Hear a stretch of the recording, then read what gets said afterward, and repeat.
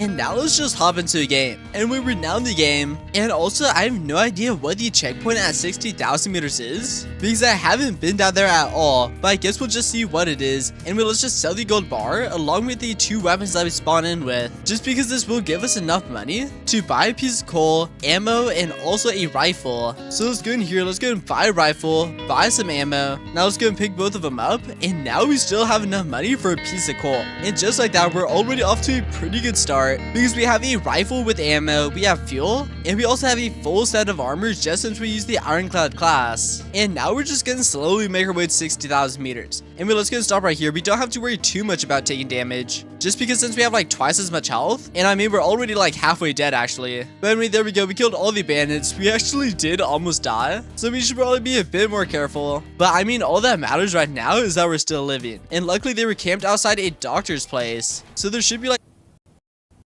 bandages here, so we can just go ahead and heal up. We now nearly made it to 60,000 meters, and here's the new building right here. So let's go and jump out and let's check it out. I did also make sure to bring some snake oil, a rifle, and a shotgun, just because I'm not sure what's here, because at 40,000 meters is the castle, and there's a bunch of werewolves and vampires, so I wanted to make sure I was prepared. So I did bring a shotgun, and it actually looks empty, and maybe we over prepared. And what is this? And oh, alright, well I guess there are actually a few zombies. So anyway, let's go and kill those ones. And oh snap, okay, so there is werewolves, so let's go and start running backwards. Let's go and make sure we use our shotgun on them. There we go. Alright, well it looks like we were actually well prepared then, because there's zombies with swords and guns, and also apparently a few werewolves. Anyway, we killed this general looking dude, and he did drop a key for us. So let's finish off the rest of these zombies, and let's pick up the key and let's see what it does. So anyway, there we go. I think we got all of them. I'm not sure if the werewolf was part of it or if he just like chased us from out there, but anyway, he did drop a key. So let's go and grab this. It does sound like there's more zombies over there, so I'm not sure what that's about.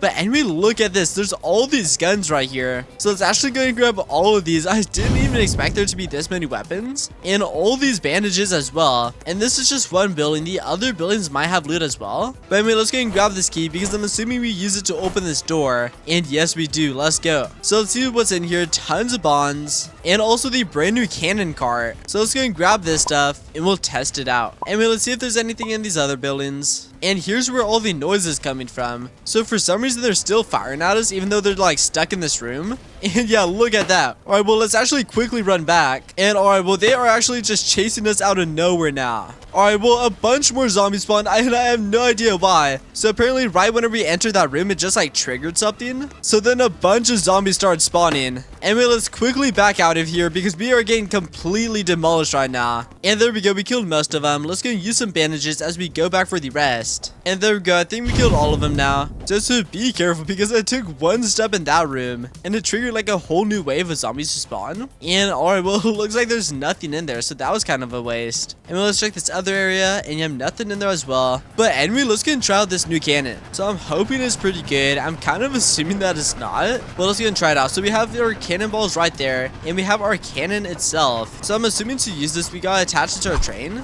And there we go. We're now controlling it, and I'm pretty sure werewolves are spawning tonight. But anyway, let's just move a tad bit more forward, just so we can test out on the horses. And yeah, so werewolves should be spawning. And oh snap, he's actually behind us. All right, well, I mean, we want to test it while he's in front of us, but not behind. And I think they're just spawning way too close to the train, because we need them to be farther back. And alright, there we go. There's one all the way over there, so let's go and test out the cannon on them, and let's try shooting. And look at that. Alright, that actually didn't do too much damage. Let's quickly run back over towards the building, just so the turrets can go ahead and finish them off for us. And I have no idea why so many of them are spawning. Like during the other nights, only like 3 spawned throughout the entire night, but so many of them are spawning right now. And let's go and test out the cannon. So I'm not sure which one we're aiming with, the top one or the bottom one, but anyway, let's try shooting like over there, and I have no idea where that went. All right, anyway, there's one right here, so let's try shooting at him. And alright, it just goes completely forward, and yeah, that does like barely any damage. Well, to be honest, I kind of thought this would be a bit better. Anyway, let's try it again since it's daytime, it's more clear. So let's go and shoot it right here. I think it has a bit of drop to it, and yes, it does. All right, here we go. Let's go and try to like line it up with the horses. So let's shoot it there, and no, we need to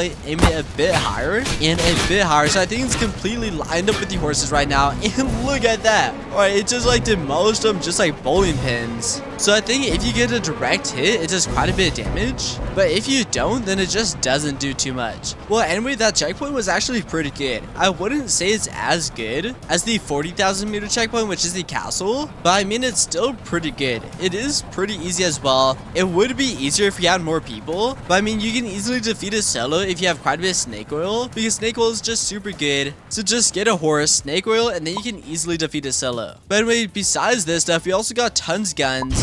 So we got this one, and a bunch of bandages. So we got a revolver, a shotgun, another revolver, 2 bolt action rifles, and yeah, all these weapons just from that place over there. So even if we don't want to use them, we can sell them and we can get quite a bit of money. And also the cannon itself is pretty cool. It could be pretty useful at the 80,000 meter checkpoint when we start getting like swarmed by outlaws. But other than that, I wouldn't really say it's too good. I kind of prefer just using the rifle just because it's super easy. But I mean, it's pretty cool to use. It does kind of take a few shots though, because you kind of got to line it up, because the cannonball does kind of fall down. So if you shoot it up here, as we can see, it went and then it falls down all the way over there. So we can go ahead and like line it up straight ahead. And as we can see, it fires up and then lands downwards. So here we go. Let's go and try like right here. So I think it should hit the cactus, I think. Let's see. And no, that actually went way past the cactus. But anyway, the cannon is pretty cool. As you can see, it did like demolish the horses over there, but still not too sure how much damage it does. It didn't do too much damage whenever we hit the werewolves, but maybe that's just because we didn't get direct hit. But anyway, that's the brand new checkpoint on Dead Rails though. So it's gonna be all for this video. So make sure to leave a like, subscribe, and turn on post notifications, and I'll see you in the next video.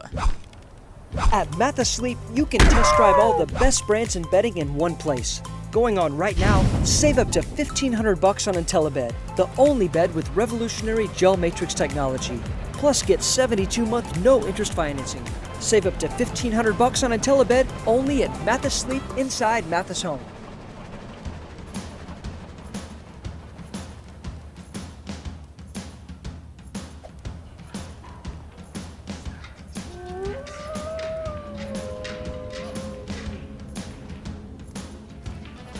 So I went to my family doctor and he said, oh, you got peyronie.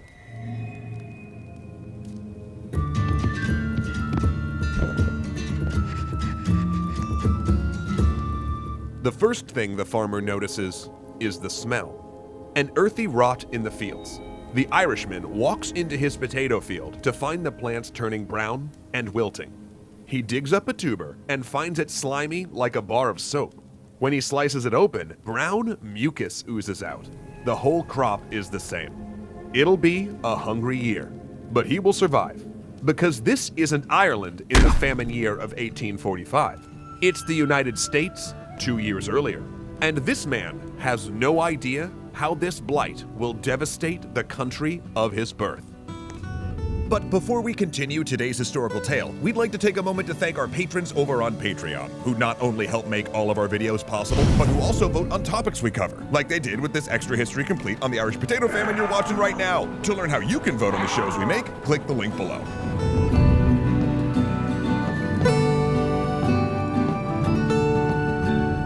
The Irish potato famine ranks as one of Europe's worst agricultural disasters. An event so momentous that it not only defined a generation, it scattered a people to the winds. When the blight arrived in 1845, Ireland had a population of 8.2 million.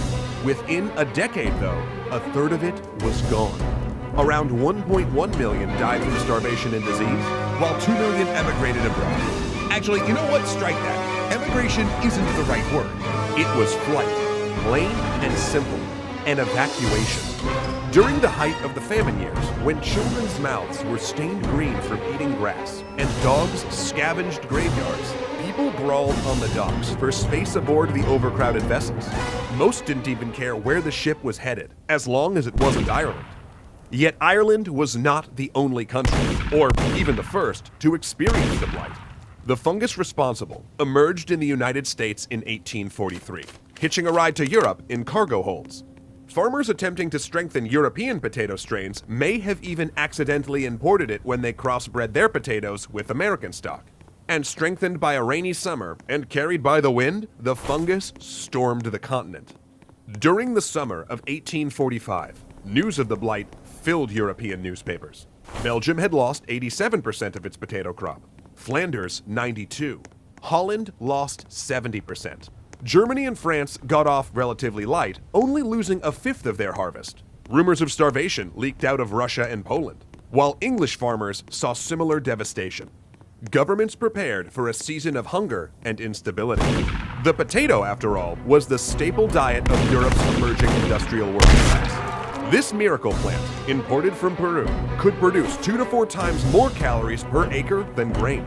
Cheap and easy to prepare, it allowed Europe's shrinking agricultural sector to feed its booming manufacturing workforce. And between 1750 and 1850, the European population nearly doubled, partially due to the potato. Any threat to the potato crop was a serious problem.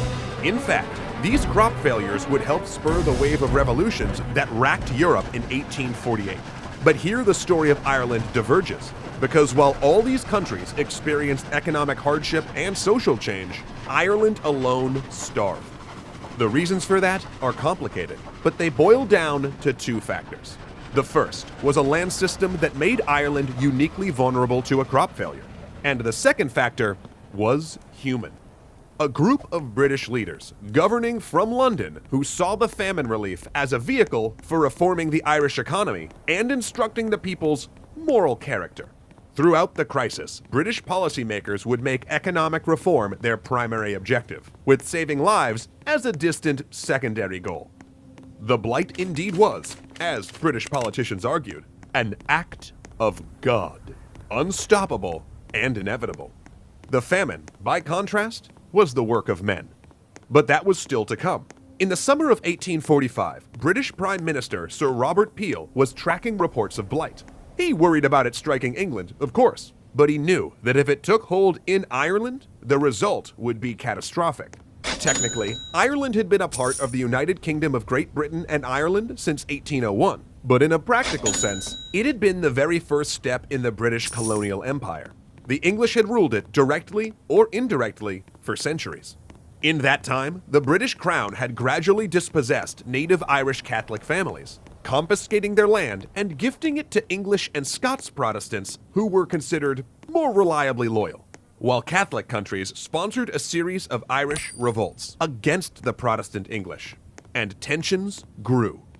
The climax came when Oliver Cromwell reconquered Ireland after a rebellion, completing the process of land confiscation and totally replacing Irish landowners with English and Scots, the so-called Anglo-Irish.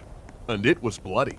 Conservative estimates suggest that Cromwell's invasion, along with the famine it caused, may have killed 10% of the Irish population. To prevent another uprising, Cromwell and later British governments passed a series of penal laws restricting Catholic rights. Catholics could not hold public office, own firearms, or be admitted to the bar as lawyers. They couldn't own a horse worth over £5, vote, teach school, or marry a Protestant. There were restrictions on how they could own land, and when willing land to children, they couldn't give it intact to the eldest, and had to break it up equally among all their children. Churches couldn't be built of stone, and had to sit far from roads, and they couldn't attend universities at home or abroad, and 80% of the Irish population was Catholic. These laws were designed to bar Irish Catholics from all forms of political and economic advancement. And while they were gradually repealed, the last vanishing in 1829, it would take generations for the Irish to recover economically. And on top of that, these landlords charged astronomical rent on the land, barely allowing the native Irish farmers to survive. And the whole thing took place in a system of middlemen so convoluted that, okay, here's an analogy. Imagine someone owns an apartment building today. That's the landowner. They don't want to manage it, so they pass it off to a middle person to manage. Now the middle person wants to make a profit and knows there's a lot of demand, so they jack up the rent. And to make more profits, they subdivide some of the larger apartments into smaller ones. Now, under the pressure of making this exorbitant rent, some of the building's tenants start to get roommates or rent some of their bedrooms on Airbnb, further subdividing their own apartment. Wow, this sounds really familiar. Oh, hi NYC, I didn't see you in this analogy. Anyway, that's basically what happened to Irish farmers. In fact, some of the landowners, known as absentee landlords, hadn't even lived in Ireland for generations. The trend was bad. Then events made it worse. During the Napoleonic Wars, Irish goods suddenly became a major part of British imports, as the war cut off suppliers in France. Things improved for the Irish, with many turning to new manufacturing jobs. But then, Napoleon was defeated, French goods returned, and the burgeoning industrial sector collapsed. Out-of-work weavers and tradesmen flooded the countryside, engaging in ludicrous bidding wars for small plots of farmland, promising to pay rents the land could never sustain. Irish farmers began cultivating land that had never been farmed before: rocky hillsides, beaches, and bogs. The land, subdivided already through the inheritance laws and the greed of landowners, got subdivided further. And middlemen for those landlords, increasingly disappointed with returns from potato farmers, evicted whole villages to use the land for cattle raising, which squeezed the farmers even further. By 1841, 45% of all agricultural holdings were under 5 acres, a consequence of population explosion paired with a land system that depended on chains of landlords, often 3 or 4 deep, leading back to England. Only one thing allowed people to survive. You guessed it, the potato. A single acre of potato plants could produce 6 tons of crop per year, enough to feed a family of 6. No other crop provided such a yield. But many Irish families were larger than that, and the rent still had to be paid. In the decades leading up to the famine, the shrinking plots of land gave most no more than a subsistence living. Ireland was already the poorest country in Europe. Before the subdivision, most families at least had a cow, but in the decades before the famine, the more expensive cow disappeared, replaced by a pig. Milk, butter, eggs, and herring disappeared from the peasants' diets. Cash crops like barley and oats vanished, replaced by more potatoes. Visitors were shocked at the depth of Irish poverty. The majority of the country went shoeless, and many in the countryside wore literal rags. In towns, landless workers lived by the pawn shop, pawning their Sunday clothes after attending church, buying them back on Friday payday, wearing them to church again, and then repeating the cycle. But those same visitors were often astounded by the peasants' hardiness. Irish peasants were strong and often good-looking. Scientific testing, so popular in the Victorian age, found that the average Irish peasant was both taller and stronger than both English and Belgian ones. And it was due to their diet, eating nutritious, vitamin-filled potatoes 3 meals a day. But in August of 1845, Irish farmers walked into their fields and smelled rot. The blight was in Ireland, but London had a plan to use this crisis to remake Ireland. A plan that would bring down Prime Minister Peel.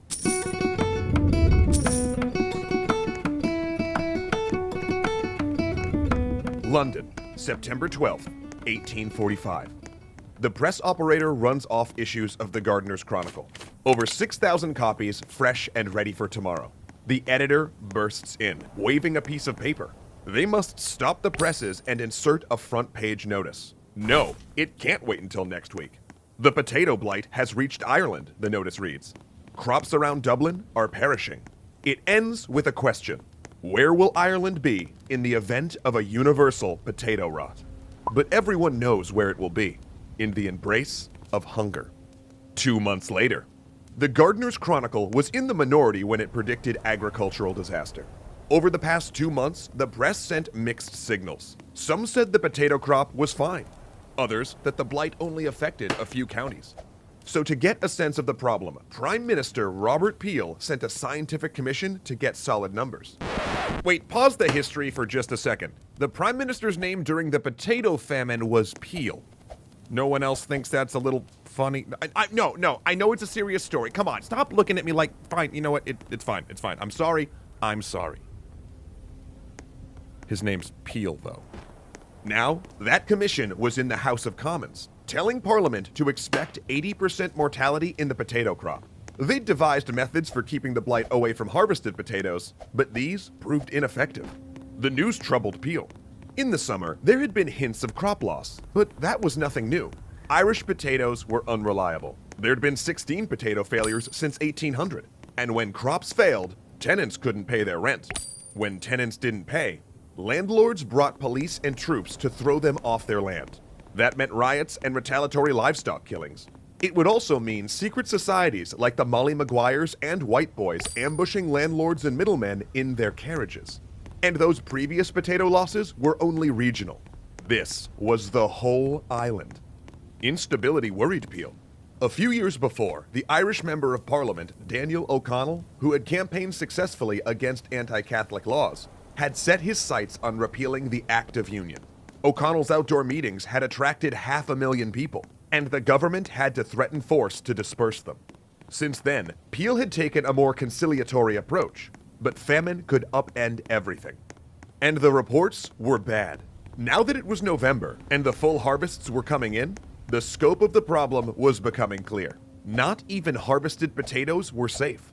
In Western Ireland, a poor farmer had buried his harvested potatoes in a pit, muttering a prayer at how lucky he'd been. No blight. But a few days later, he opened the pit to check them. Half were totally rotten. Panic struck the whole west of Ireland, where the climate was too wet for grain or oats. I cannot describe in language strong enough, read one account, the frightful and awful alarm of the poor people. May God, in his bountiful mercy, avert such a disastrous calamity. Peel had his faults, but inaction was not one of them. The son of a textile industrialist, he was the first prime minister to come from business rather than the aristocracy. He'd risen through the civil service with sheer hard work and a few big gambles. And he was about to gamble again. Ireland would need food, but Peel would have to walk a fine line. He was a Tory, and his Conservative Party were hardcore trade protectionists, particularly due to support from grain merchants. Whatever he did, it couldn't undercut or upset the grain market. And then there was the opposition, the liberal Whigs. They were similarly hardcore when it came to free trade economics. They hated any government intervention in the market. So in other words, the Tories wouldn't support bringing in foreign grain because it would cut local merchants' profits, and the Whigs would shoot down any intervention on price. Meanwhile, Daniel O'Connell and a Dublin group proposed their own measures. Forbid turning grain into whiskey, bring in foreign grains, institute public works, and stop exporting Irish grain, beef, and oats to England. Neither party, Peel knew, would stand for that. After all, grain imports were already a sensitive split, as the two parties consistently brawled over the Corn Laws, a series of protectionist measures meant to keep cheap American grain out of the UK. Oh, by the way, in Britain, corn means grain. Got it? Cool. Peel had a plan to thread the needle, but it had to stay a secret. He sent an agent to Boston on a mission to buy 100,000 pounds worth of maize or cornmeal. Peel's agents then started shipping it to Ireland on the quiet. His bet was this: since maize didn't grow in Britain and no British merchants traded in it, this wouldn't be a direct intervention in the market. But the shipments still had to be kept secret, or British merchants might freak out about the competition and withhold their shipments to Ireland.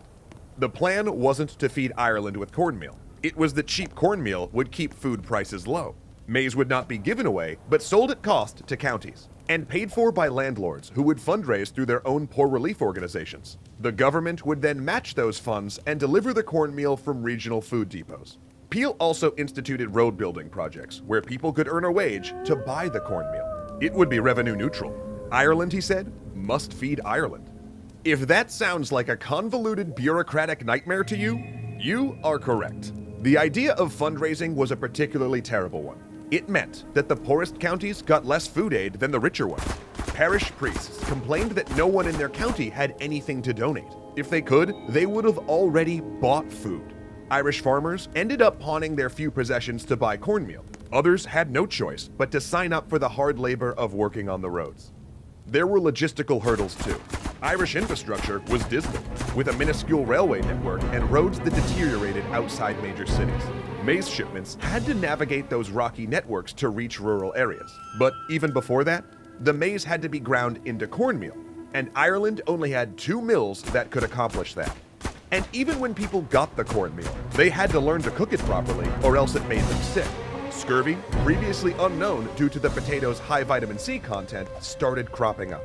So people who couldn't get the relief food went hungry, and people who could plunged deeper into poverty, keeping themselves fed.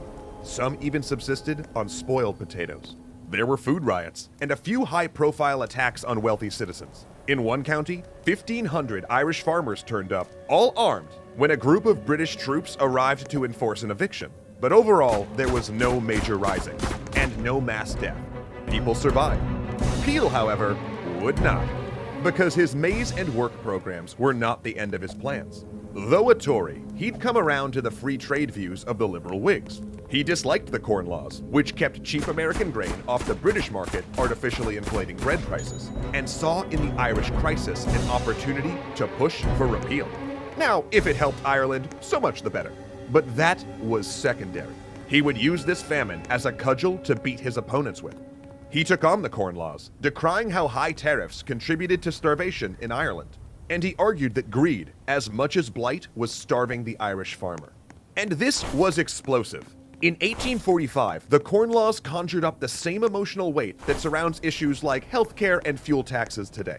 Champions of the law predicted that repeal would collapse the agricultural sector, while the repeal camp cast images of a starving British public unable to afford bread. This move pushed Peel out as Prime Minister, but he was back 2 weeks later when the opposition failed to form a government. Long-term, repealing the Corn Laws would prove good for Britain. Cheap food helped fuel the expansion of its industrial base and build its empire, but it did nothing to help Ireland. In fact, by tying famine relief to the Corn Laws, he'd thrown the Irish poor into a partisan crossfire. Now, members of the pro-Corn Law camp doubted there even was a famine in Ireland. They spun conspiracy theories that Peel had embellished reports of blight in order to galvanize the repeal effort. And this theory gained credence when news emerged that the Scientific Commission had overestimated the 1845 crop loss. They had predicted an 80% mortality for the potato, but actually, the figure ended up being about half that. It was still a dire situation, sure, but not the agricultural apocalypse the scientists had sold Parliament. This ugly partisan warfare meant two things. First, an entrenched bloc in Parliament now saw famine relief as a partisan issue, tied to the Corn Laws. And second, it created an impression that reports of crop loss in Ireland were always exaggerated. But the truth boiled down to this. In the future, families would die with empty bellies in Ireland, while in London, politicians would dismiss reports of famine as alarmist. Peel won in the end. On June 29, 1846, as his cornmeal deliveries were finally in full swing, he crossed the aisle and voted with the opposition, repealing the Corn Laws once and for all. But he got to enjoy his victory for less than 24 hours, because the next day, both parties revolted and threw him out of power. The Whigs took over, high on their victory. And Peel's relief program, which had let the Irish poor barely scrape by through the first year of the crisis, came under the full control of a civil servant named Sir Charles Trevelyan. His first act was to cancel the food shipments. After all, the task was done. Next year's crop was about to come in. But the 1846 crop was a total failure. And the bad times, the Great Hunger, were about to begin.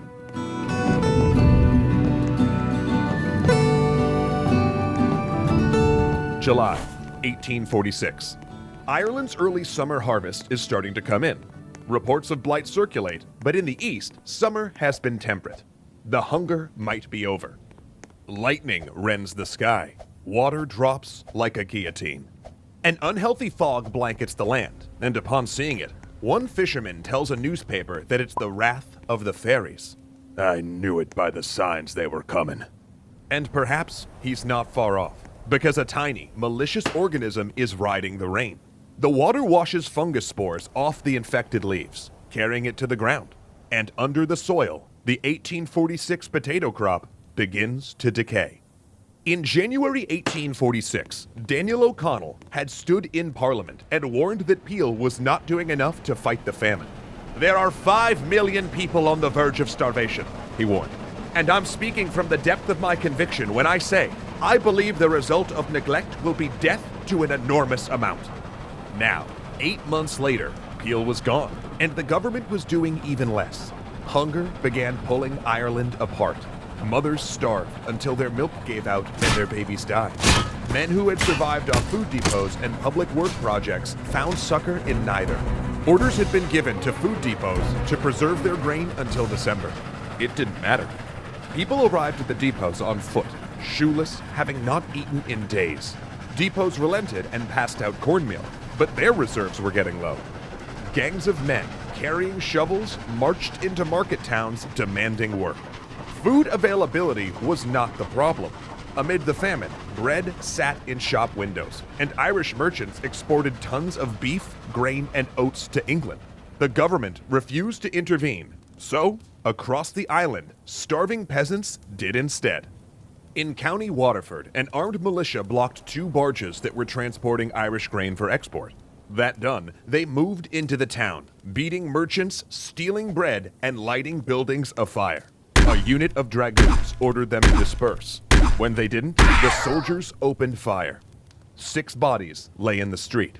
Yet as Ireland reeled towards famine, in London, Sir Charles Trevelyan was retooling his relief plan to be less generous. Trevelyan was a legend in the civil service, incorruptible, pious, and hardworking. But he was also a workaholic micromanager, steeped in the Victorian belief that poverty was the sign of moral failure.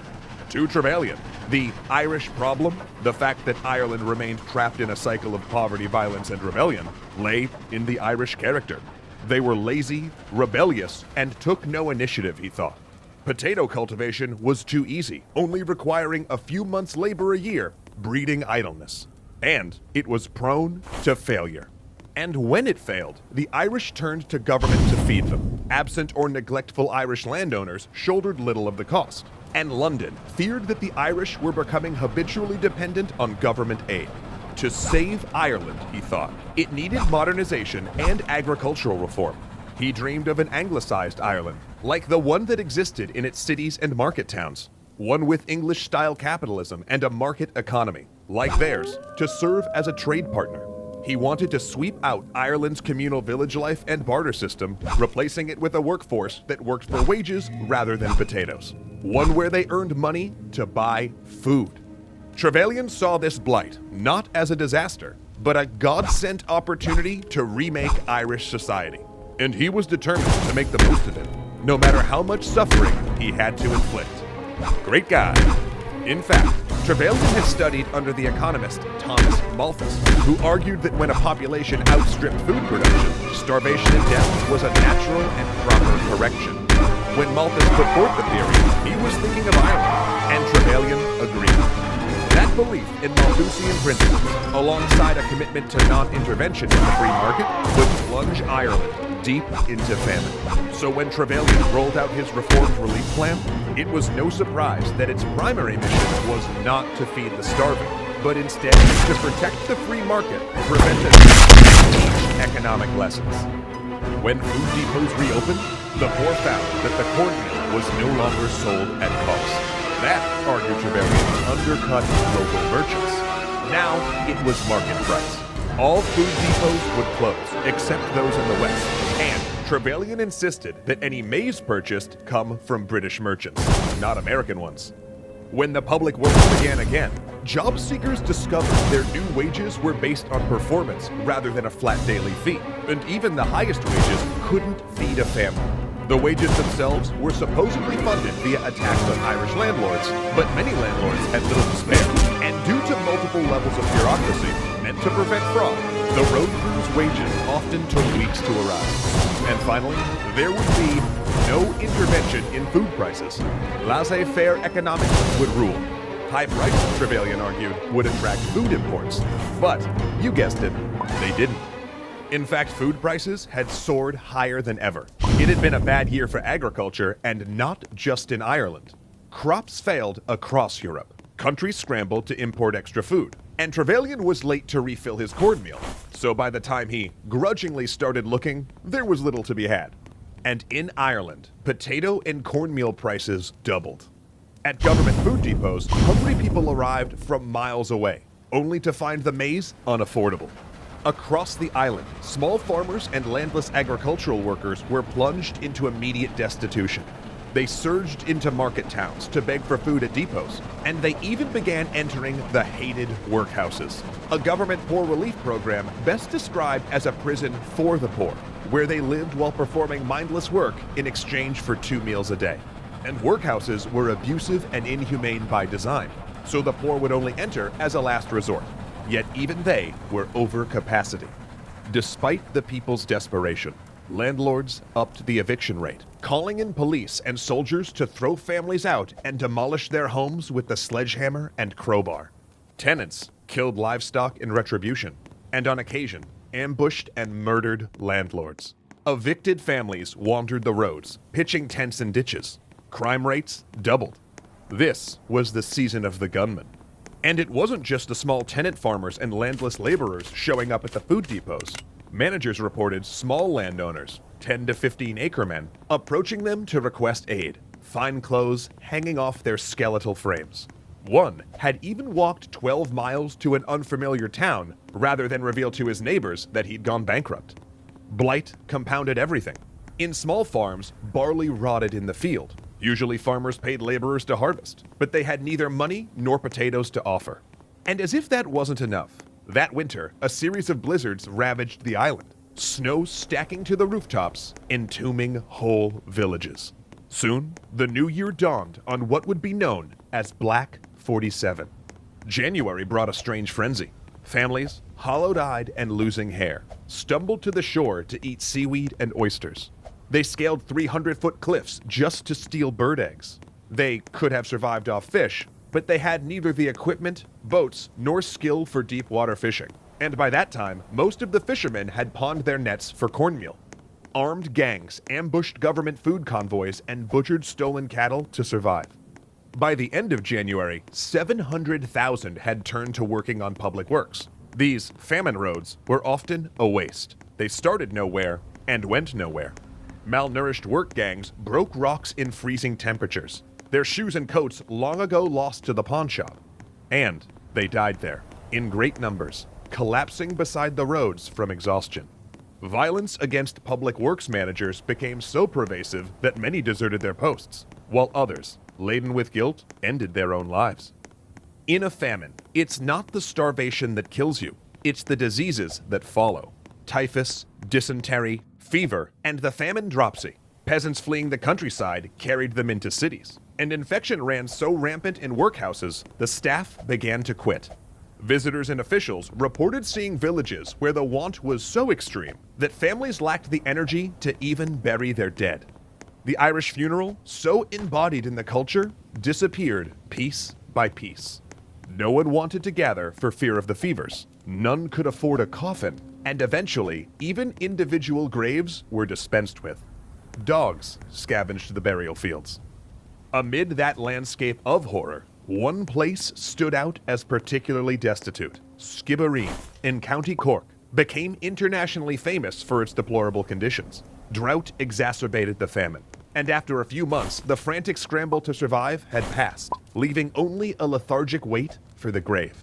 Families crawled across their cabins, too weak to even walk, and a visiting American found himself in a surreal conversation with two young women, as they casually calculated how many days they had left to live. 14, they agreed.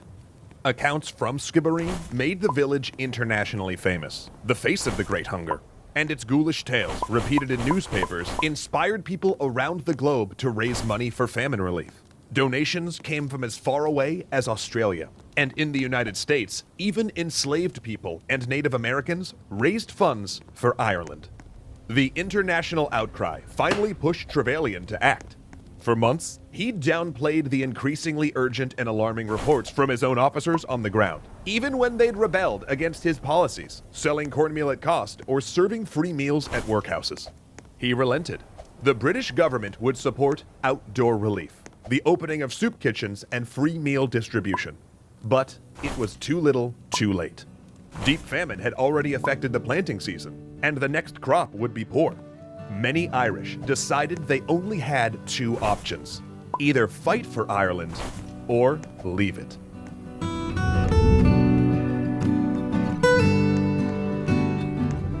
Fiddles and song carry out the door of the house as neighbors slip inside to pay their respects. It's awake. Two sisters, girls the town has known their whole lives, will never more be among them. The neighbors approach the girls, shake their hands, and kiss them. For these girls are still alive, yet by tomorrow, they may as well be in their graves. They've saved enough for the Atlantic Passage, and tomorrow will leave the town that until now has made up their whole world. This goodbye party is what's known as an American wake. Their mother cradles them, sobbing, knowing that when they disappear down the bend, she'll never again see them. In a time before photographs and telephones, she will have nothing of them, except perhaps a lock of hair and a fading scent on empty bedsheets. But still, they must go. Irish immigration became a fact of life over a century before the Great Famine, but amid the horrors of 1847, it reached a fever pitch. That year, a stunning 214,000 people, out of a population of 8 million, left in search of a new life, where they could escape the hunger, disease, poverty, and surging violence. 1847 would prove the worst year of the famine.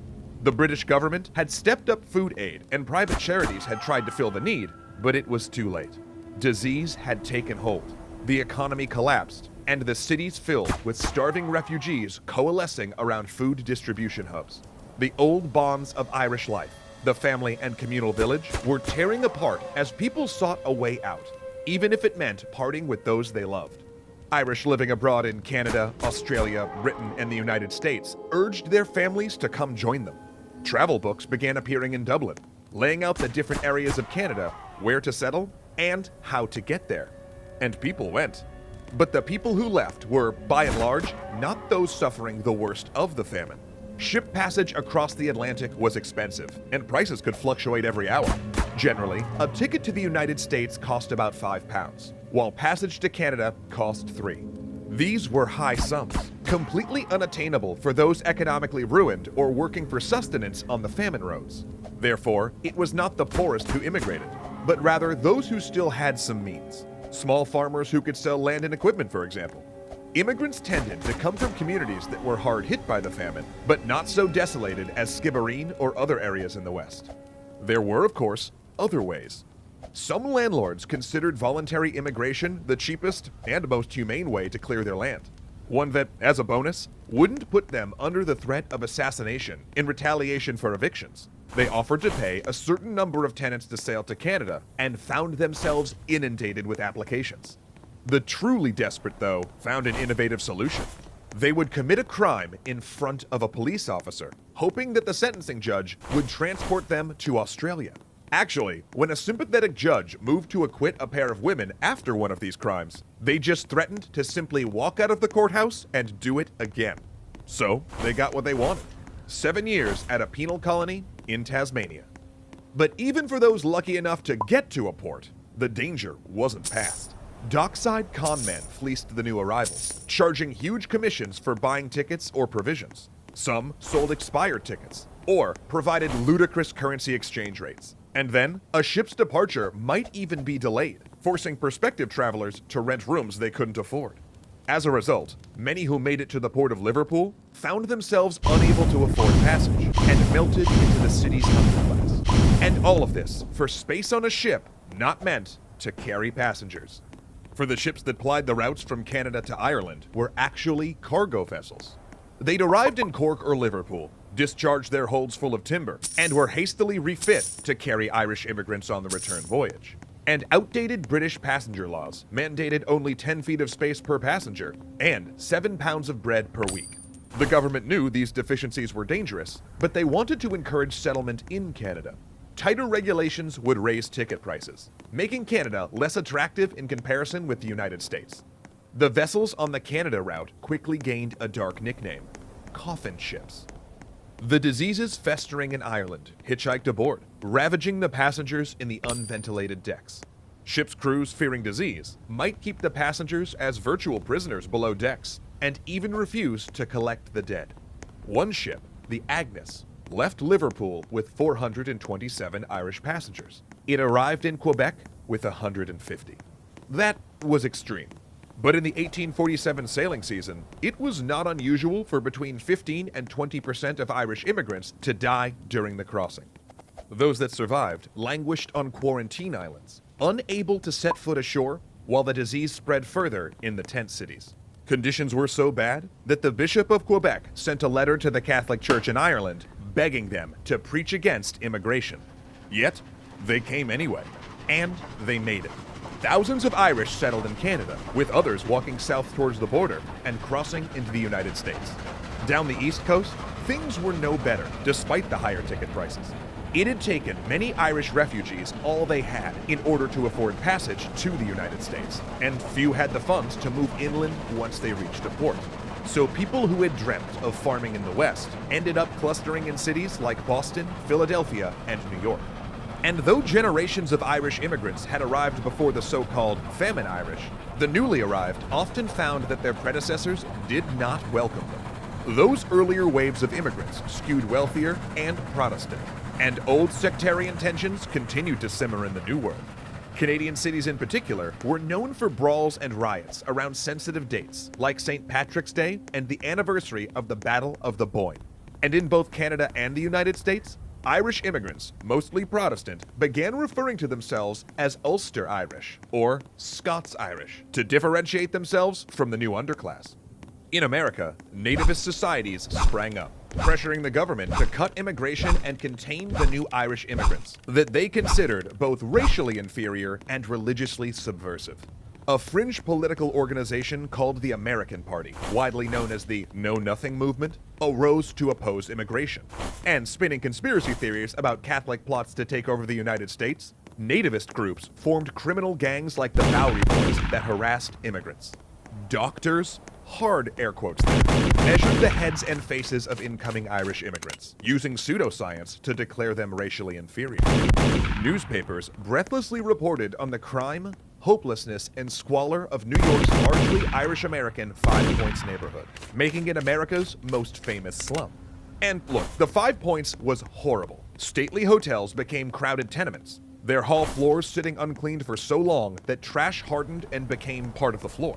In the 1850s, 55% of arrests in New York were Irish, and Irish women made up a quarter of the city's sex workers. Irish gangs like the Dead Rabbits clashed with the nativist groups like the Bowery Boys. In 1849, a dispute during a performance of Macbeth caused the state militia to open fire on the crowd, killing around 30 people. And in 1857, the Dead Rabbits and the Bowery Boys fought a citywide gang war that raged for 2 days. But recently, historians have found another side to the infamous Five Points. A new study of records at a New York immigrant bank discovered that a sizable number of residents had 6 months to a year's worth of salary saved, a rainy day fund to get them through a crisis. Therefore, it appears that some stayed in the Five Points not because there was no other option, but because the cheap housing allowed them to save more, send money home to family, and stay a part of an Irish community. And crucially, in New York, the Irish had a champion that would fight for them. John Joseph Hughes had been born in Ulster and found his calling in the church. Not particularly spiritual, but aware of the political power the church wielded, Hughes used his position as bishop, and later Archbishop of New York, to protect Irish immigrants and culture. In New York, Hughes saw a chance to rebuild Irish Catholicism, which was in ruins after centuries of religious oppression at home. And he began using the First Amendment as a cudgel, demolishing architectural laws that forced Catholic churches to look like Protestant ones, and argued against the Protestant King James Bible in schools. He founded Irish Catholic schools and newspapers, and during and after Mass, he ran classes on how to assimilate to American culture. And when he had to, he played rough.